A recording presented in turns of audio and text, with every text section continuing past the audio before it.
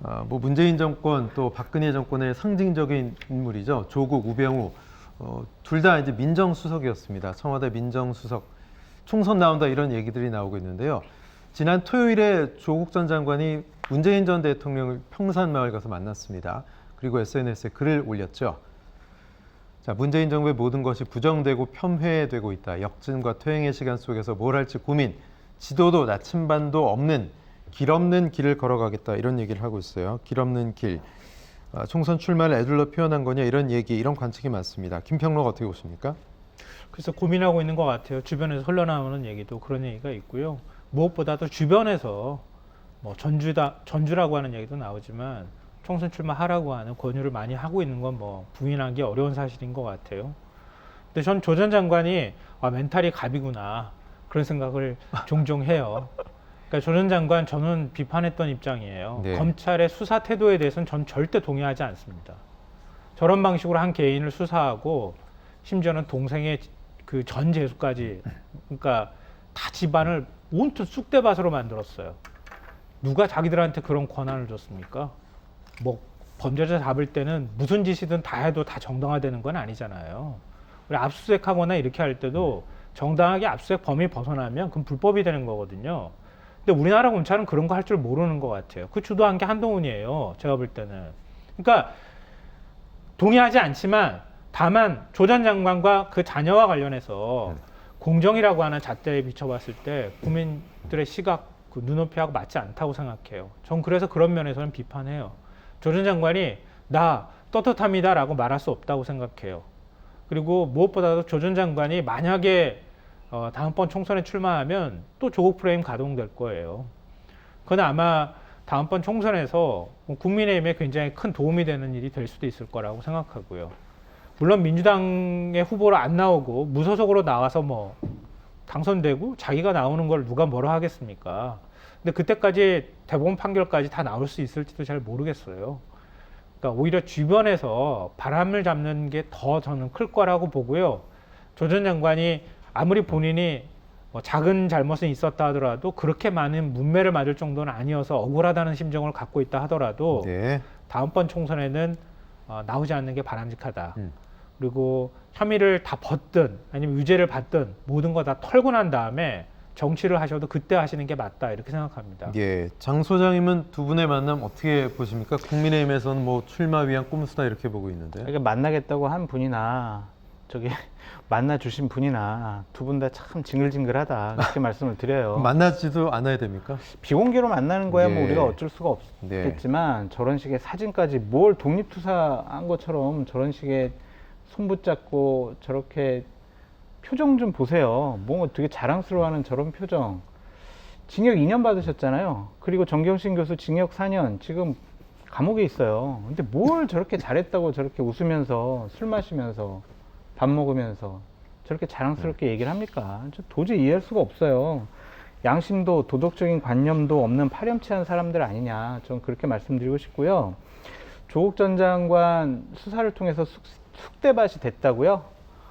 조국 전 장관 부부가요, 모든 혐의 사실을 다 부인했어요. 그리고 대법원 판결 나왔는데도 자기네들은 잘못한 게 없대요. 그런 사람들 그러면은 검찰이 그래 당신이 혐의 사실을 부인하고 잘못한 게 없다고 하니까 우리는 그럼 수사를 적당히 해야 되겠군. 그렇게 합니까? 더 열심히 더 수사해가지고 저 사람들 법적인 처벌을 해야죠. 그런 것을 옹호해서는 절대로 안 된다라고 다시 한번 말씀을 드리고, 저는 김성환 평론가님께서 아까 말씀하신 것처럼 조국 전 장관이 출마하면 내년 국민의힘으로서는 상당히 좋은 선거 프레임이 될 수밖에 없다라고 말씀을 드립니다. 입시 부정 비리입니다.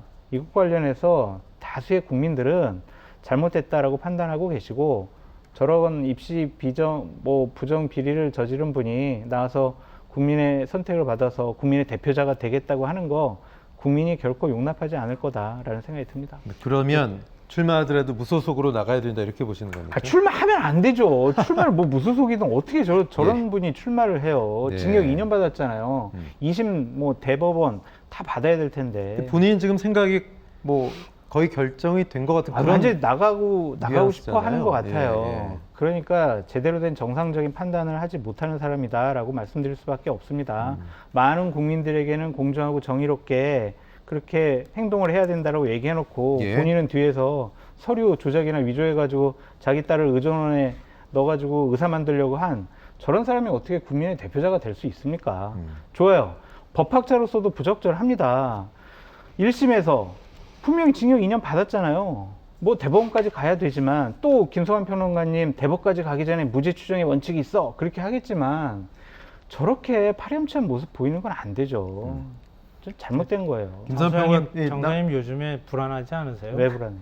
혹시 세무조사 들어올 거 불안하지 않으세요? 아니 뭐 받아야죠. 뭐 제가 잘못한 거 세무조사 있으면 그 들어올 때 세무조사만 하지 않고 사돈의 팔촌 내 동생 자녀 아니면은 그 재수씨까지 전부 다 뒤진다는 생각 해본 적 혹시 없으시죠? 아니 뭐 그렇게 한다면 어쩔 수 없죠. 그거 뭐. 안 억울할까요? 억울하겠죠. 그래도 그러니까요. 뭐 제가 말씀드린 게 그거 말씀드린 거고요. 그렇다고 해서 그리고- 저는 제가 잘났다고 막 나와가지고 아니, 그러니까 안할 그거는 것 제가 같아요. 지적을 했던 거고요.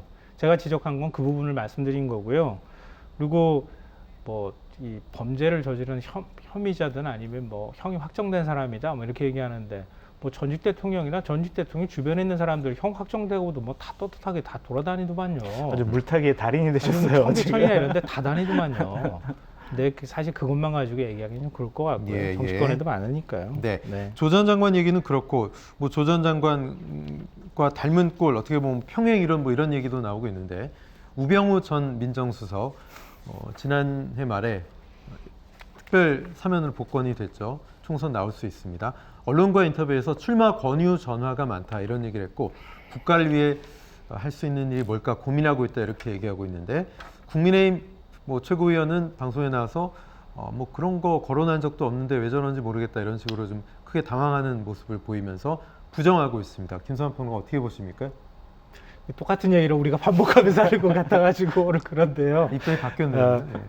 예전에 우병우 전 수석이 검찰에 조사받으러 갈 때 특종 사진이 보도가 된 적이 있잖아요. 많은 분들이 아마 기억하실 거예요. 검사 앞에서 이렇게 책상에 걸터 앉아서 이렇게 팔짱 끼고 검찰 조사 받잖아요. 그랬던 사람이잖아요. 근데 그랬던 사람인데 대법원에서 2019년에 직권남용 혐의가 인정됐어요. 징역 1년 실형이 나왔고요. 그게 다른 혐의도 아니고요. 일반적인 직권남용이 아니라 국정원장을 통해 가지고 뭐 진보 교육감이라든가 아니면은 평창 동계올림픽 조직위원장이나 이런 사람들을 동향 파악하고 사찰하게 만들었던 혐의예요. 재질이 매우 안 좋습니다. 근데 나는 사면복권 받았으니까 나 이제 괜찮아. 나 이제 총선 나와도 괜찮아. 이렇게 생각한다고 하면 과연 국민들이 납득을 할까? 이런 생각이 들고요. 그러니까 법률이라는 게 이런 것 같아요. 그러니까 분명히 혐의가 있다고 많은 분들이 의심하잖아요.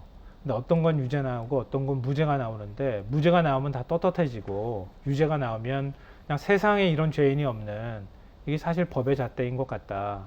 참 잔인하다. 저는 한편으로 그런 생각도 좀 하는데요. 그러니까 정치권에 있어서는 더 그런 것 같아요. 근데 우병우 전 수석이 뭐 국가를 위해서 뭔가 한다고 하니 뭐 나오는 건 좋은데요. 아까 논리대로 그대로 얘기하자면 민주당 입장에선 땡큐죠. 아유 고맙죠. 다시 탄핵 프로그램으로 가고 싶은데 다만 이제 경북으로 나오잖아요. 그러니까 영주 쪽으로 나온다는 얘기를 하는데요. 영주로 나오지 말고 수도권으로 나오시라. 제가 그 얘기 하고 싶네요. 진짜 국회의원 배지 달고 자기가 정말 억울했습니다라고 온천하에 그렇게 얘기하고 싶다고 하면 국가를 위해서 열심히 일하고 싶으면 수도권으로 나와서 심판받아라 이런 얘기 해주고 싶네요. 장 소장님 어떻게 보십니까? 우병우 전 수석 출마 가능성 또는 뭐 어디에 나와야 되는지. 출마하고 싶어 하는 것 같아요. 네네. 이분도. 근데 국가를 위해서 뭘 할까 고민하지 마시고요. 그냥 집에서 쉬셨으면 좋겠어요. 그러니까 뭐 그렇게 한이 많아요. 권력을 잡아봤잖아요. 예. 그리고 권력 누려봤잖아요. 그리고 자기가 모시던 대통령 탄핵까지 당했잖아요. 그러면은 본인 집에서 자중자애하면 되잖아요. 또 뭔 욕심이 생겨가지고 권력을 잡으려고 정치인이 되겠다고 합니까? 다시 국민의 선택을 받아서 배지를 달면 지난날에 자신의 한이 다 없어집니까? 그냥 조용하게 사시라라고 말씀을 드리고 이제 그만하면 됐다. 더 이상 보고 싶지가 않다라고 말씀을 드립니다. 그러니까 저런 분들이 참 국민들의 분노 게이지를 상당히 높이는 행동들인데 꼭 출마할 거면 조국과 우병우 저 두 사람이 같은 곳에 출마해가지고 서로 한번 네. 대결을 벌였으면 좋겠다 그런 생각이 드는데 조국 우병우 두 분 다 이제 그만 집에서 좀 쉬시라 그렇게 말씀드립니다. 네. 조국 우병우 전 수석이 총선에서 과연 국민의 선택을 받기 위해 나설지 좀 지켜봐야 되겠네요. 두 분과 말씀 여기까지 나누겠습니다. 고맙습니다.